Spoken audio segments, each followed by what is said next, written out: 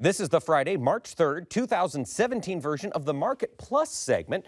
Joining us now is Sue Martin. Sue, welcome back. Thank you, Mike.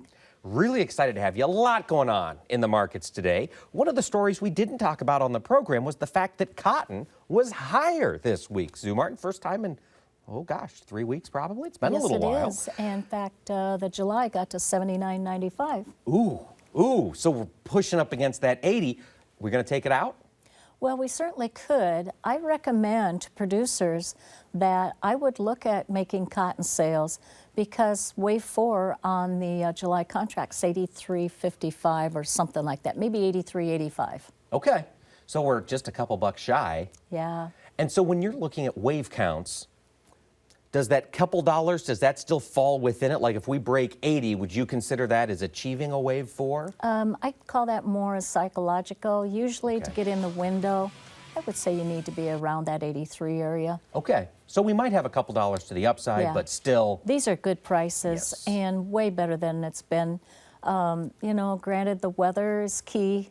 Exports are up on cotton.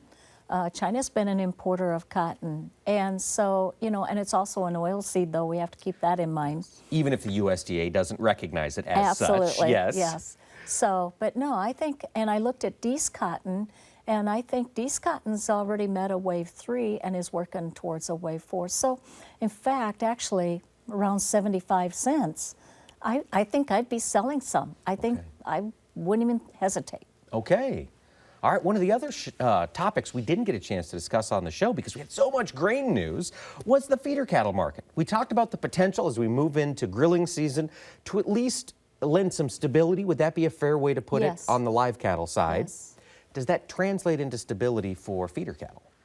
Well, the feeder market, I think we need to kind of keep an eye on it. It's been kind of nasty this week.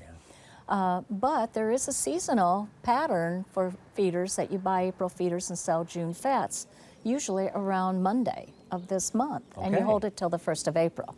But I will say that the market to me on feeder cattle, we've got to get these deferred contracts higher on the fats or they're paying too much for their feeders. But the demand has been really good for feeder cattle. So I think that if I'm right on the fat market, I don't see feeders going down and April fats going up. So I think the market's going to find some support here. It might be that we start the week lower and then we catch our turn.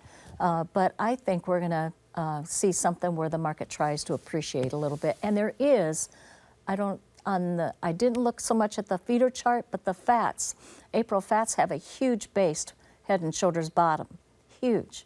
And that can't be, if we fulfill it and we need to get up through this 119 now, I think then, of course, the 120 is fair game and it comes out. Then you've got your market moving. That should be very price positive. But then as you go towards June, numbers pick up and, you're processing and that can be kind of negative. And maybe even the August, you sell August and buy December fats. Okay. Sell August futures or fat, or feeders or fats? I would say fats in that light. But the thing is, the pattern is that you tend to, from an April high, you start eroding and you erode all the way into late August, something like that.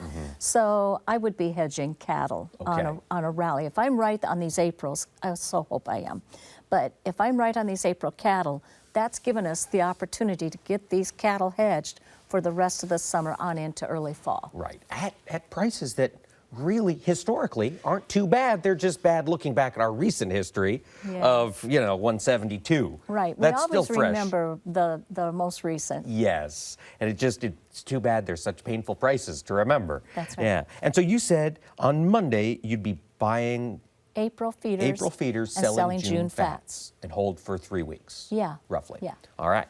Now we've got some questions for you, Sue Martin. Questions from our fans and followers on Twitter and on Facebook. We encourage all of you to submit your questions to us every single week. The first one comes from Glenn in Bryan, Ohio. And he's asking us a question about how the market is changing.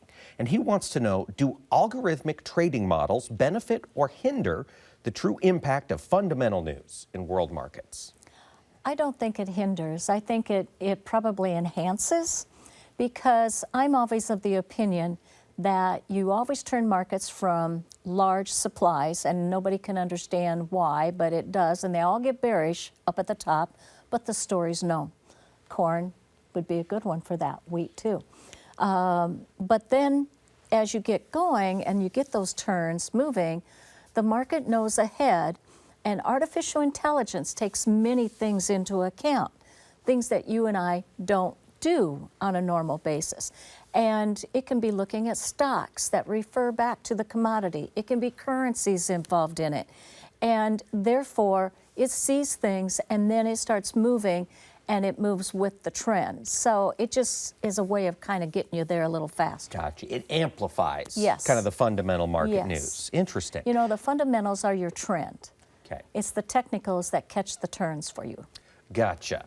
Well, okay, speaking of fundamentals, we've got a question here from Phil in Ontario, Canada. Phil notes that with November soybeans averaging $10.19, that's our insurance price for this year, versus $8.85 of last year. It's hard to believe that was just a year ago. We were $1.50 under today. He says the incentive to plant soybeans is huge. Will it happen? Will we see this 88, 90 million acres of beans, Sue? I think we will. I think we will. And you know what's interesting? The only time, now my data goes back to 1960. The only time going back to 1960 on my data that we seen bean acres exactly equal or higher than corn was in 1983, the year of the PIC program. Now, ironically, the market's following dates pretty close to that year. And on top of it, you had a market that surprised you. We ended up going down hard into, I think we rallied maybe into early April, and then we went down into the end of June. And then all of a sudden we were like out of there and moving. Now, I looked at the acres that year, and acres declined from the March prospective plantings for beans as they did corn as well, because that PIC program didn't come out before the March prospective plantings. So all of a sudden, you know, I think what they looked at is there was a huge setback in bean acres from what they originally thought, but the corn acres definitely took the huge hit. I think we lost almost 9 million acres that year. So when you turn around and you look at that, then what else happened? Weather kicked in. And we had a very warm, dry July, August. In fact, I can remember on our farm that we had corn the last week of August mature in 3 days. We had 3 days of 100+ temps, and the corn was brown by the end of those 3 days. And it's not a great situation for soybeans to have 100+ in August either. That's right. So is that going to be an analog where we all talk 90 million and then see acres get whittled away throughout the year, do you think? Or if we say 90, are farmers going to do it? Well, I don't know as if farmers will do that. One thing I think we have to also keep in mind is how many acres are going to shift back into CRP. I know ultimately we're losing 3 million acres estimated out of CRP, but there's other programs. There's the wetlands. And then there's also the pollinator program. And those are paying, I've heard some pretty good cash rents on those. I've heard producers basically negotiating against Uncle Sam on some of this ground. Exactly. Yeah, or bidding against, I should You know, say. I've had one client this week tell me that wetlands, he was getting $360 an acre, and on pollinator, $316, $317. That's not bad. No. For these, when you're looking at the times where we're at. Yeah. So, you know, I'm wondering just how much are we going to see shift that way? And could that also be ground that was corn that should have never really been probably corn, that went into corn the last few years, 3-4 years? Maybe that shifts back. Okay. And if you can get $360 an acre on ground that shouldn't have been in corn in the first place, I'd say that's a home run. Don't look a gift horse in the mouth. Yeah, exactly.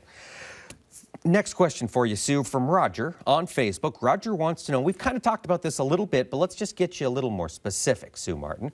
Where is the grain market going to go between now and planting? Let's talk corn. Are we going to break this corn market any further before we get to March 31? Let's talk planting intentions before we start rolling the planters. You could. We might get a little setback, but you know, if you look at the corn market, new crop corn, for the last 10 years, every year you've touched, what, 420? And I think we'll do it again. The market keeps pushing at that 404 area. The next level will be 414, then the 420, see, but actually the next level will be around that 437 mark, 439. But I think the market is winding up. We can kill a little more time in here, but I think this market's winding up for something better. And of course, my vision goes clear out into 2018, the middle of 18, where I believe you're going to see corn much higher than where we are today. Okay. So I pray for a setback. And I'm telling end users, you get a setback in this market in the next 2 or 3 months, lock it up. Because I do not believe our yields are going to be this year what we've enjoyed the last 3. Right. Even if they're trend line, yes, you can still have a pretty good carryout. Yeah. But will we be trend line? We've been blessed. Yes. And so when you say lock it up, Sue, are you talking get long December and into 2018? Okay. Yes. Yes. Okay. I would recommend they get their feed usage if they're an end user for feed, get it protected. If you're a processor of corn, okay, get it protected. Soybeans, because if we do see El Nino come in, remember Brazil had their worst crop in an El Nino a year ago. Yeah. All right. So now one of the things that you have talked about repeatedly, both on the program and here in the Market Plus segment, is waves. You talked about wave 3, wave 4. And so our commodity question, the phrase we're going to ask you to define is, what is an Elliott wave? What does it mean when you say wave 3 or 4? Well, these aren't Elliott waves. Okay. That I talk about. Elliott waves are projections, and there's rules for it, like you'll have 2 equal legs and 1 smaller leg, that kind of thing, and you'll do an ABC correction and all that. Gotcha. These are different. These are the rule of 7. Okay. So anyone that's interested in that, just Google it, and you might be able to find the information on it. Okay. I can't believe you can find everything on the internet. Maybe Google rule of 7 commodities, because that'll probably take you to some website that, that's probably true. Everything's on the internet. So. That's right. So that's what you're looking at, and so you use them as a tool to analyze market movements? Market movements, and also to judge how much, what should I be doing?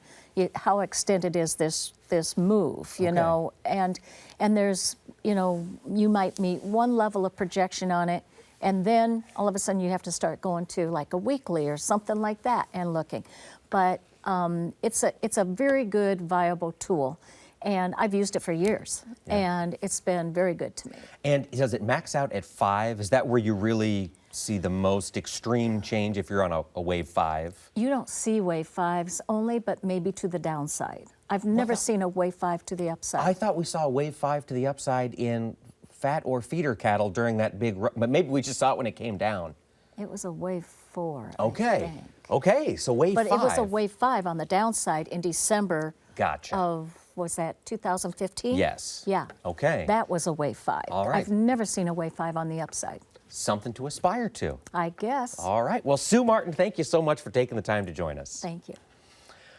Be sure to join us again next week when Ted Seifert joins me here at the Market to Market table. And as you may have noticed, ladies and gentlemen, it is fundraising time here at PBS. So please, if you find value in our program, consider making a pledge and invest in a service that provides you with the news and market analysis you've come to know and trust. And join us again next week when we'll explore how some producers are hedging against catastrophe. So until then, thanks for watching or listening. I'm Mike Pearson. Have a great week.